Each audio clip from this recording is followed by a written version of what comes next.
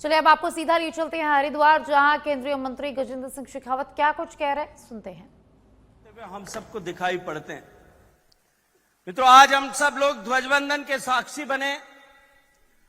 ध्वजवंदन का साक्षात करना ये किसी संगठन की सामान्य विधि जैसा नहीं है कि किसी कार्यक्रम के अवसर पर हमने ध्वज को, जो हमारे लिए एक आस्था का प्रतीक है, एक श्रद्धा का प्रतीक है, हम सब लोगों को एकीकृत करने वाले एक प्रतीक के रूप में, अपितु हमने एक ऐसे ध्वज का वंदन किया है जो हमारी सभ्यता का जीवंत प्रतीक, इस भारत की हजारों हजार साल की निरंतरता का प्रतीक है। हमने एक ऐसे ध्वज के प्रतीक के रूप में वंदन किया जहां साधना अनुशासन बनाती है और संस्कार चरित्रों का निर्माण करते हैं। मित्रों, जब चरित्र का निर्माण होता है तब राष्ट्र का निर्माण होता है, और जिन राष्ट्रों का निर्माण सामूहिक चरित्र के आधार पर, चरित्र के उन्नयन के आधार पर होता है, वो राष्ट्र निरंतरता को प्राप्त करते हुए, वो संस्कृतियां निरंतरता को प्राप्त करते हुए विश्व को दैदीप्यमान करने का काम करती। मित्रों, ये ध्वज जिसका वंदन हम सब ने किया, यह हम सबको यह भी सिखाता है कि सभ्यताएं शब्दों से नहीं बनाकर, सभ्यताएं शास्त्रों से नहीं बनती, सभ्यताएं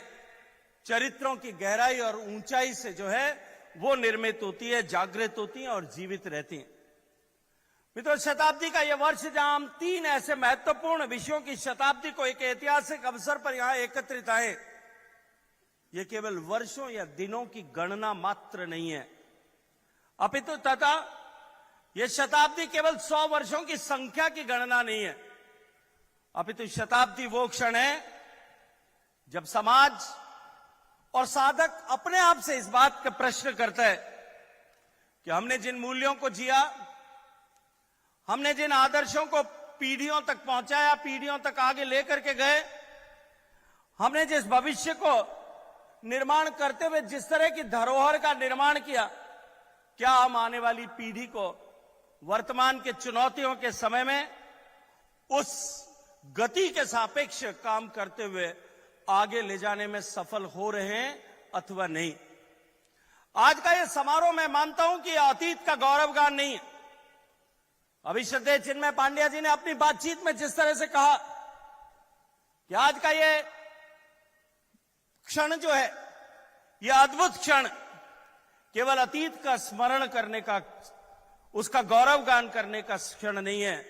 अपितु भविष्य के लिए मार्गदर्शन लेने और संकल्पबद्ध होकर के इस साधना को और अधिक गति के साथ में साधना में जुट जाने का समय। आज का एक क्षण और भी दुर्लभ इसलिए है क्योंकि हम जानते हैं कि परम पूजनीय गुरुजी,